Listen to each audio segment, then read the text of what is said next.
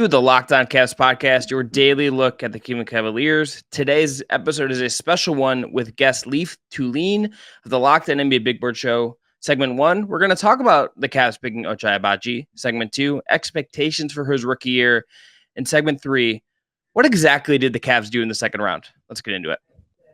All right, today's episode is brought to you by BetOnline.net. They have you covered this season with more props, odds, and lines than ever before. That's BetOnline, where the game starts. I want to thank you for making Locked On Cavs your first listen every day. Remember, we are free and available wherever you get your podcasts. I'm Chris Manning, covering the Cavs and the NBA for places like Diamond UPROXX and SB Nation's Fear the Sword.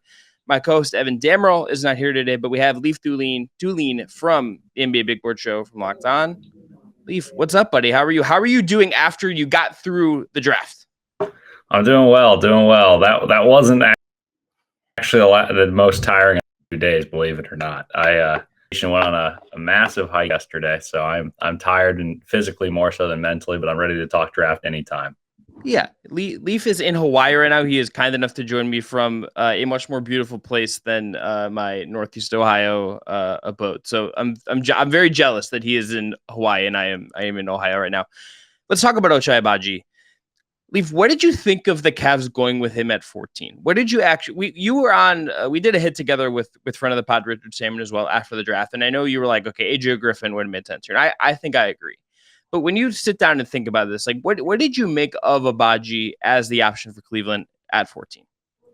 Yeah, it's funny actually because my mind went. I would have taken Griffin, but that's because he was ranked number 5 on my big board, and I look at the fact that the injury is really all that scares teams because he shoots unbelievably. But as for Agbaji, that's actually the guy that I had pigeonholed as the Cavs pick when the lottery came out, when we did a hit.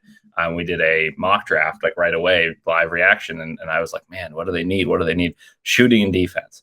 And like you've got the franchise cornerstones. You have Darius Garland, an all-star point guard. You have Jared Allen, an all-star center. And then you've got perhaps the best prospect of them all, Evan Mobley.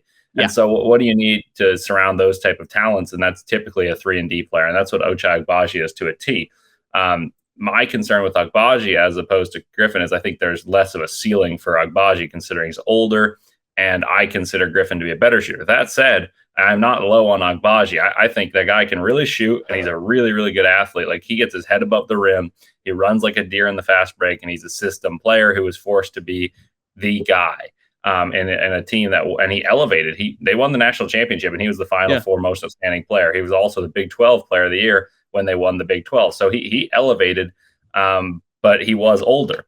And so the point of that is that you don't expect this type of player to elevate and become an all-star or anything like that. And that you typically don't when you pick him at 14, but he should fit in right away, be able to shoot and defend for a team that sorely lacks shooting, quite frankly. I think wings, you've got Okoro, Chetty Osman, Dylan Windler. Windler can shoot, but he can't defend.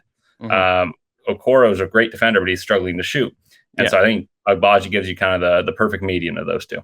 Yeah, the AJ Griffin not going with him decision, I think if we assume that something with his medicals, I'm sure is scared off a lot of teams. I think pretty much everywhere I read big boards or listen to them on your guys' pod is like, this is a top 10 guy for most people, right? Like a very good player at college, can shoot it, has the frame you want as a wing. But he falls, I think, because the medicals seem troubling. And I think if you're Cleveland, I can understand like how you go the Agbaji route. I think he clearly just like fits a need. Even if, again, I think you're right on identifying that maybe the ceiling isn't super high and there's work to be done if he's going to round out his offensive game. Like, he just fits a need. They need shooting. They need more perimeter defenders. Like, I don't think there's like Okoro. I think JB Bickerstaff trusts someone. I don't think you trust Chetty Osman. I think Dylan Windler, like, maybe in theory he could get there, but he's played 81 games in 3 seasons. Like, he just doesn't look like the same guy maybe you saw coming out of Belmont so far. Like, I like Lamar Stevens, but like, he's kind of more of a 4 than he is a 3, right? Like, he's not totally a wing in the NBA level because of his shot. Like, this is just a guy that fits what they need. And I think particularly in a world where like maybe Evan Mobley does learn how to shoot. Maybe Evan Mobley does become a 35-ish% 3-point shooter on okay volume.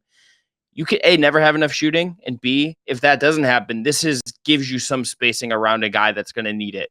And I get it. I don't think it's like the pick that everyone finds the most sexy. Like I think Malachi Branham would have been more sexy for people. Griffin, obviously, but this pick is just a very logical draft pick to me. Yeah, exactly. I think the Cavs want to compete and build a core that can compete for a long time, not just immediately. And I think that Agbaji fits both the immediate timeline of being a kind of back end playoff team, and they were top three for a little bit in the East, but realistically, I think the Cavs team is a fifth through eighth type of team, and Agbaji can compete on that level and shoot the ball at the NBA level. Just for a little statistical review. Agbaji as a catch and shoot guy was excellent in the synergy ranking, 89th percentile. He was 90th percentile well guarded and 69th percentile well unguarded on catch and shoots. And he was 83rd percentile on being a spot up shooter, meaning like when he can catch and shoot or drive off it. So he became better at attacking closeouts. And that's exactly what the NBA wants. And what do you get when you have a guy who passes as well as Darius Garland? You're going to get open looks. And you're going to get ones where people are flying out on you and you can just pump fake, take one dribble to the side and shoot a three. And I think he fits exactly what the NBA needs and what the Cavaliers need in specific. So I understand the pick and I like it from a fit standpoint. I tend to lean upside when you got a young team. And if you're not like the Warriors picking number 2, like a few years ago, where you had these pieces, I think you try to do fit sometimes, or like last year when they had 7 and 14, but they still went upside. So I tend to lean upside, but I like the fit. There's no doubt about that.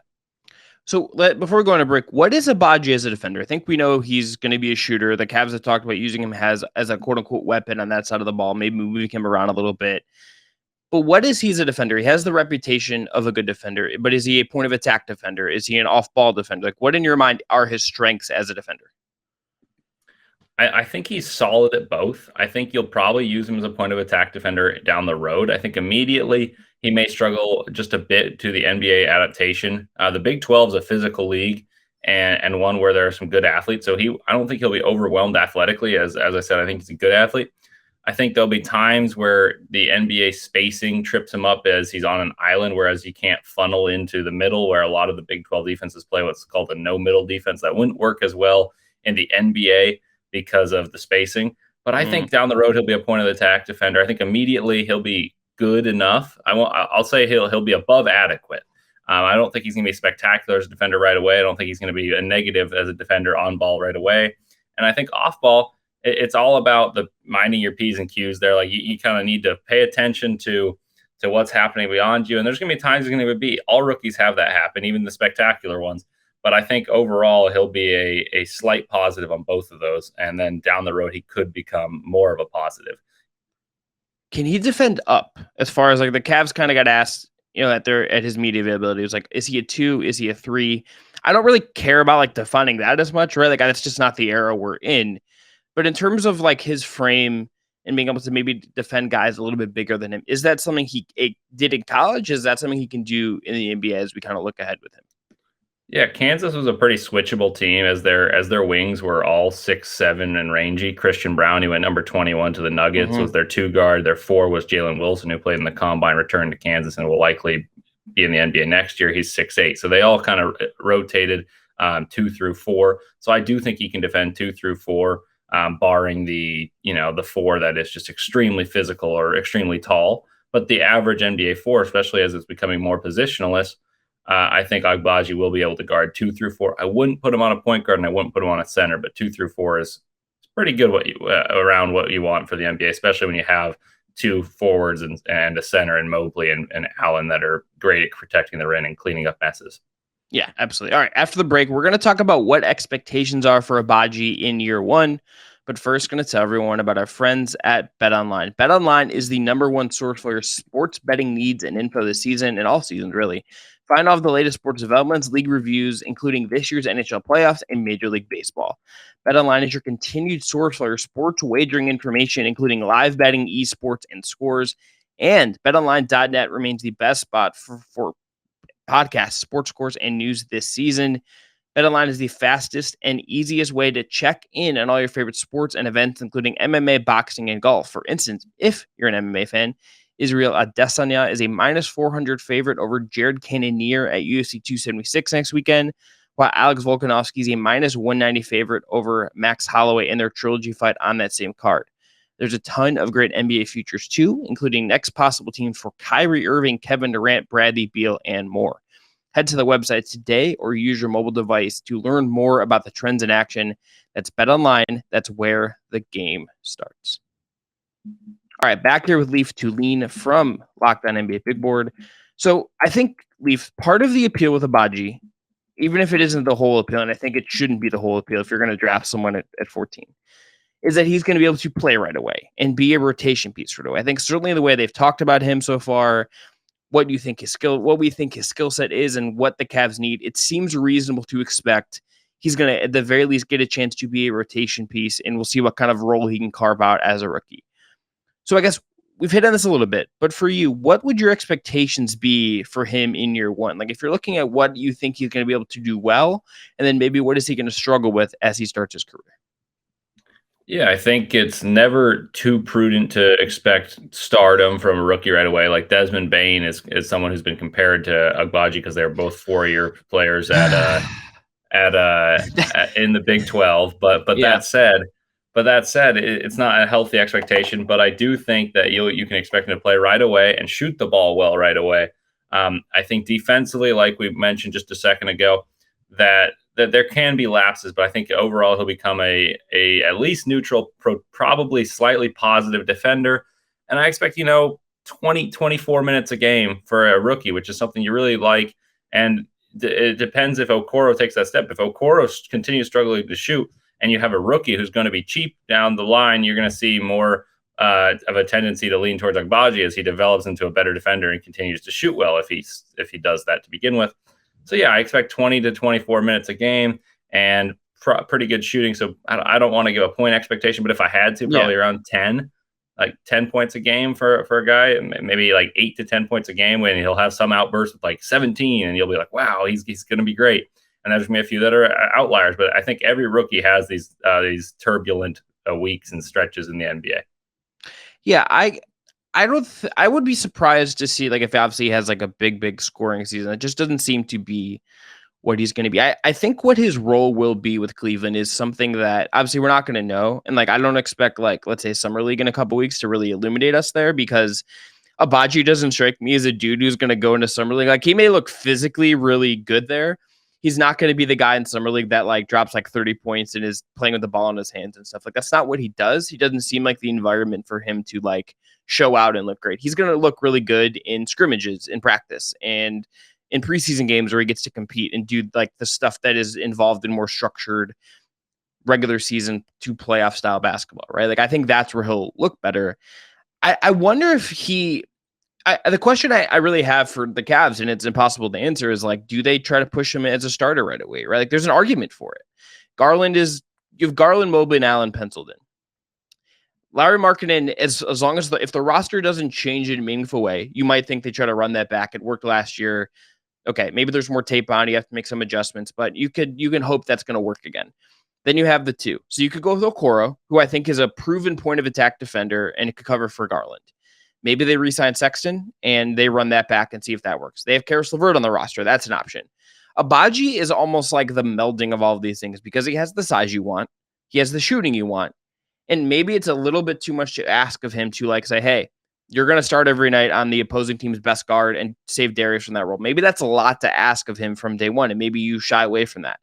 But I wonder if that will be part of what we see from him, just because like he just fits a need. And if they're going to throw him to the wolves, like it wouldn't shock me if he looks great in training camp. If GB Bickerstaff says, look, I don't trust Cedi Osman. I don't trust Dylan Windler. I have Okoro, but like the shooting thing is a concern. We can't hide him in the corner forever and make that work. Agbaji can do stuff for us. Let's try it. It wouldn't shock me if we get some version of that, even if it isn't as a starter, if it's more of the second guy off the bench, the seventh guy in the rotation. Yeah, as you spoke there, I think it became clear to me that what I would do, I don't know if this is what will happen, but I would start him as the sixth or seventh man. And, if Sexton is retained, which is a big if, then he could be a kind of perfect complement there. And he'll get his reps of kind of defending And Sexton's not a horrible defender, but you can have him guard the primary perimeter option in the second unit and play off ball as if it's like a kind of a JV and varsity, and he's going to end up coming up, and his eventual role will be playing alongside Darius Garland, who is the franchise guard. I think that you want to have the defense, the proven defense of Isaac Okoro in that lineup, and Markkanen likely is just about as good a shooter as Agbaji will be as a rookie. So I think you maintain the size there. But that said, I think developmentally it's very good. You can look at what the Pelicans did. Herb Jones came in after being an older guy, and he started. But Trey Murphy is the one I'd liken more towards Agbaji, because they are both kind of like later developing players that have potential as 3-and-Ds. Trey Murphy, I think, was more raw than Agbaji, because Agbaji got more minutes at the high level. Trey Murphy was at Rice for 2 years, then transferred to Virginia, and he didn't even plan to play that year. And they were like, man, Trey, you got to play because you're really good. And he wanted to put on weight and then go to the NBA. So he played, and he was ended up being awesome. Long story short, I think Agbaji is more ready than Trey initially, and he can kind of groom himself by being a sixth man, seventh man in the NBA, rather than kind of bouncing back and forth between the G League like Trey Murphy. But that's an archetype that I can see for him, because he'll eventually become a valuable piece, much like Trey Murphy showed to be in the playoffs for the Pelicans. Yeah, I like that a lot. So how do you think him and Okoro work together? Are they playable together? Do you have to kind of split them up somewhere? Like, what do you make of him and Okoro as two of the Cavs' primary wings, and probably their two best, I think almost certainly their two best defensive wings for next season, as we understand the roster right now, obviously. I do think they're playable together. I think they can play together in the second units, or on days where, like, maybe Markkanen, if he is moved, or if Markkanen is on the bench or hurt or something like that. I think they're playable together because they both are switchable wing defenders who can guard. I think Okoro can guard 1 through 4, and I think Agbaji can guard 2 through 4. And when you have that many players that can cover that many positions defensively, you can make them work offensively. And so I'm a believer that they can play together, and I think there will be lineups where they play together and really excel together, because that type of team can really get out and fly. Like, imagine Colin Sexton, if he's still there, Agbaji and Okoro, and that team can really get out and run. And then obviously you have Karis LeVert somehow fitting into this equation as well. So I'm glad I'm not the one tasked with making this, but as I can think about it, I can see the fit for Agbaji in just about any lineup. And I think that's a large part of the appeal of taking him at 14, because he's NBA ready as rookies come. And, you know, he's got athletic traits and he can shoot the ball. So he fits into more lineups than most rookies do. Yeah, the LeVert, you saying like fit the Karis LeVert into this is sort of like an interesting way of framing that, because I kind of look at, I almost think Sexton's a better fit with what's going on here to somewhat, just because, like, I think he's almost like slightly underrated just because of how efficient he's already been as a scorer. But that speed element, I think they kind of need it. That's not what LeVert does. LeVert is very plotting. LeVert is very calculated in the half court. And like this team with Okoro in the open court, that's where he's most comfortable. Mobley can start fast breaks when he gets a rebound and goes. Garland, maybe doesn't play with that speed, but he plays with pace, and he's looking up the floor all the time. And if Agbaji and Okoro are zooming up the floor and you can push, like, that makes sense to me. And like LeVert maybe like drags it down a little bit. Markkanen and Kevin Love connect as trailers and spacers. Like, there's something to that, I think, and that would be kind of interesting. I'm really excited about Agbaji, to be clear. Like, I think it just makes a lot of sense. And like, if he can just come in and say, okay, the Cavs can look at him and say, we're getting like better Cedi Osman minutes, or better Dylan Windler minutes, or like pick a wing they had to throw in there last year, and like we're a little less, like we could just get a little more spacing time to time. Like I can talk yourself into that. Like that just makes a ton of sense to me. The Griffin is obviously, the Griffin thing would have been very tantalizing. But like, would he have been ready to contribute in the same way in year one? Would anyone that they could have taken at 14, Branham, whomever? Probably not. Like, Agbaji is to some degree like trying to walk that line. It feels like of, okay, there is some upside here, maybe not as much, but we're getting something that we need right now, and I can understand that. Yeah, I think AJ Griffin would be ready to shoot, and perhaps better than Agbaji will right away. But defensively, I think you're not sure what he is as a prospect, because I think a large amount of his defensive issues stemmed from an early injury he sustained at Duke and one he had in high school. And obviously being a one and done, that's the last 2 years of basketball for him. Yes. Shooting wise, I think he's awesome. The only player that comes to mind that would be more NBA ready than Agbaji is Mark Williams, who happens to be a center, which happens to be a huge strong suit for the Cavaliers. So I think you guys chose the smartest pick. I think they Was did, there as much upside? I'm not sure. And who knows? And that's not insulting Agbaji. I think it's pretty standard to say, well, this guy named AJ Griffin, who shot 50% ACC play, who is 18, 6'6", 225, is going to have just as much potential, if not more, than the guy who's a senior with those same measurements just about, and not quite as good a shooter. But that said, one's proven, one's not. And you can insert him into any lineup. We just played the little insert him into a game. How many positions can he defend? If he shoots the ball well, he's playable in just about any lineup. That's an if for rookies. You sometimes see good shooters struggle early on in their career. Sometimes you see them struggle defensively as there's an adjustment to the pace, the spacing. But that's the smartest pick. The more we've talked, the more I think, well, okay, that makes sense. And I've kind of fallen back into what I initially said on the night of the lottery in May. I was like, man, what do they need? They need shooting and defense. Well, who's the most safe projection? AJ Griffin's the one with upside. Ochai Agbaji is the answer to the question, though. And so that's kind of where my train of thought goes the more we talk. And I like the idea of developing him slowly and getting him along for the ride, because the Cavs have a really bright future.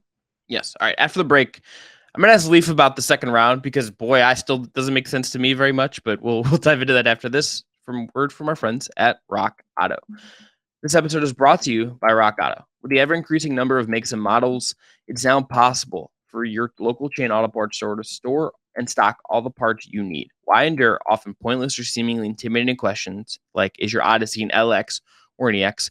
And wait while the person behind the counter orders the parts in their computer, choosing only the part brand their warehouse happens to carry. You have computers with access to rockauto.com and home in your pocket, so take advantage. Save time and money using Rock Auto. Why choose to spend 30%, 50%, or even 100% more for the same parts from a chain store or car dealership? For example, a Honda Odyssey fuel pump is $353 from a chain store. It's $216 from Rock Auto. That's a big savings. RockAuto.com prices are reliably low for every customer. They have everything you could need, from brake parts to tail lamps to motor oil and even new carpet. So go to rockauto.com and in their how did you hear about us box? Tell them Locked On sent you. Amazing selection, reliable low prices, all the car parts you could ever need. That's rockauto.com. All right, last segment, Leif Thulin from Locked On NBA Big Board.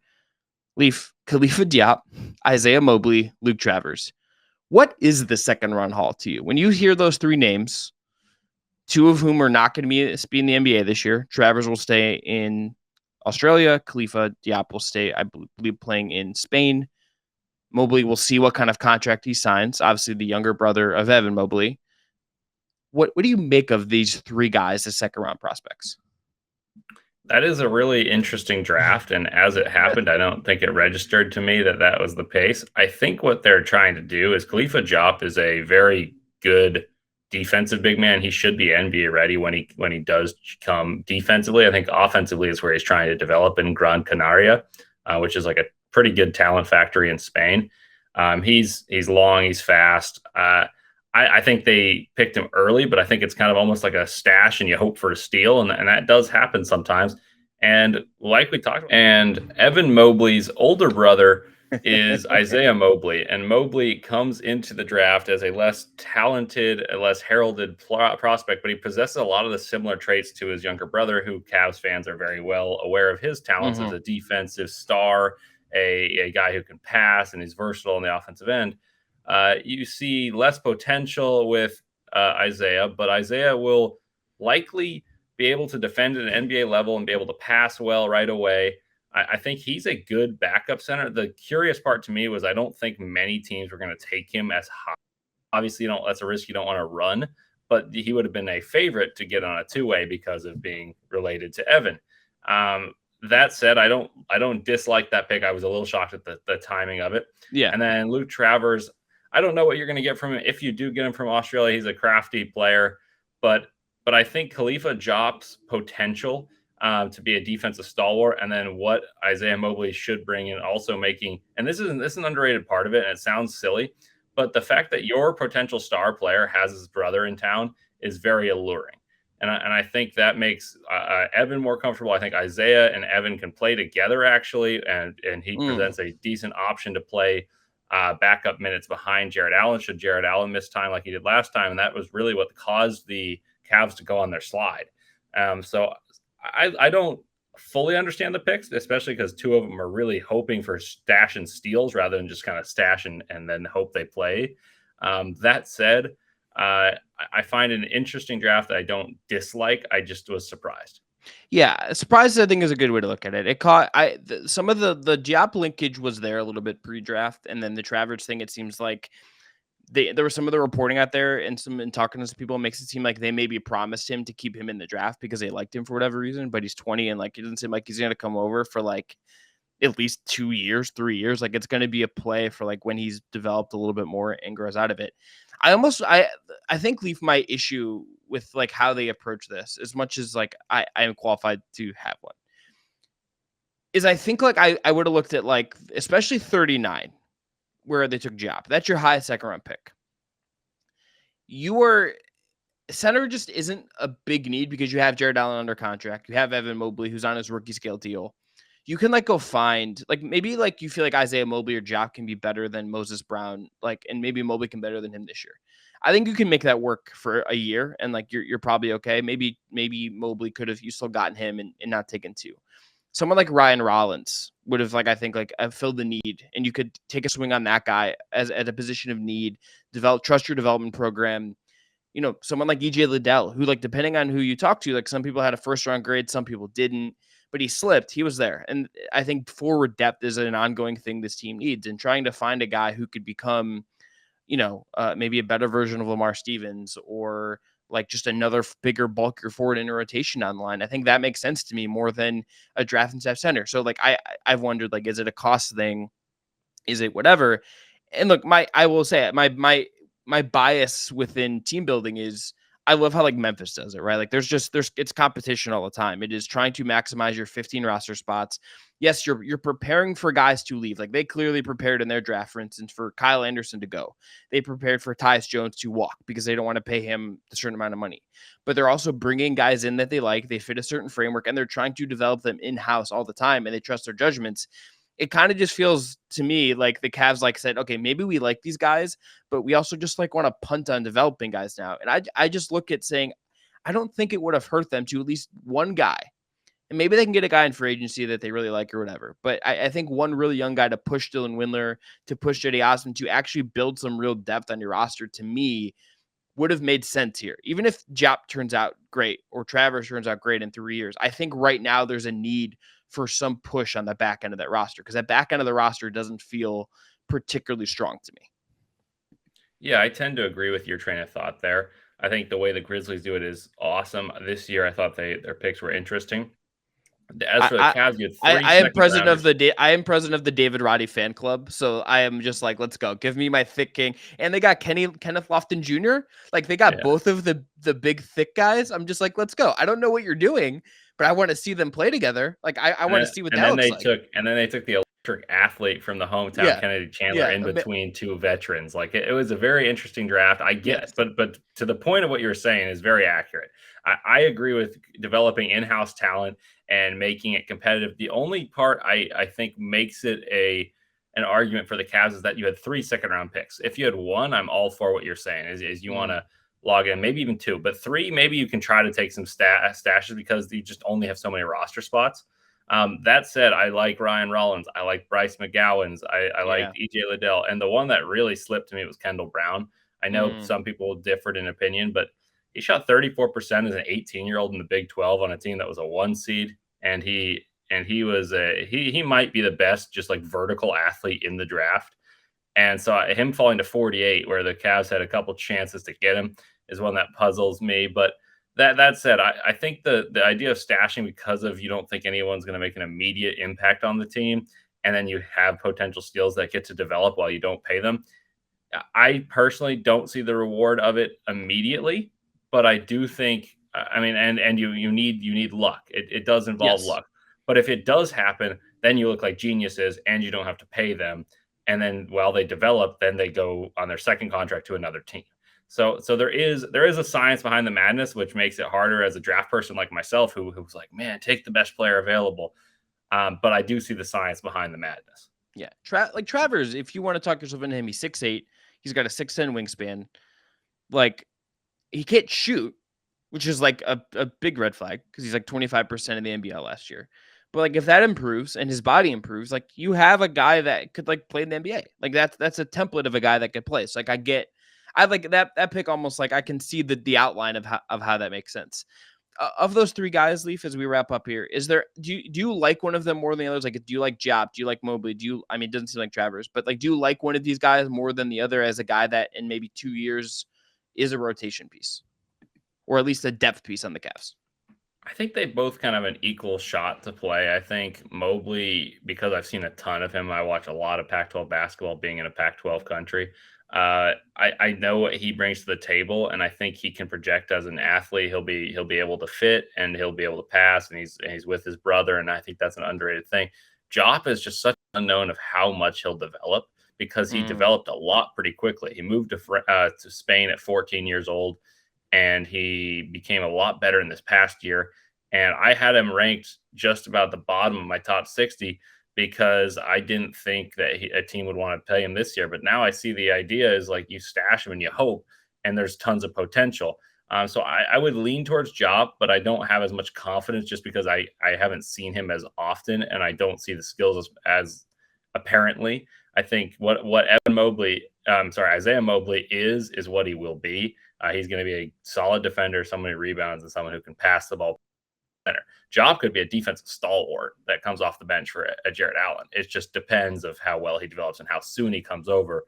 And there's always the if he comes over. That's something that you gotta factor in as another risk, because I do think he will develop. He's very young. He's raw. It's just there's a risk involved. So I'll give them equal footing there. It's a kind of a scapegoat answer, but there's the logic behind it. Yes, no, it makes sense to me. All right, we'll wrap up on this last question. Agbaji, Diop, Mobley, Travers. Just grades are tough. I feel like they're hard to do because we haven't seen them play NBA basketball yet. We haven't seen how these guys are going to develop. But how do you just feel overall about this draft class for Cleveland? I get it because of their roster. In terms of the players themselves, I'm a little bit lower just because of who I know is available. And so I would give it probably a C plus. Okay.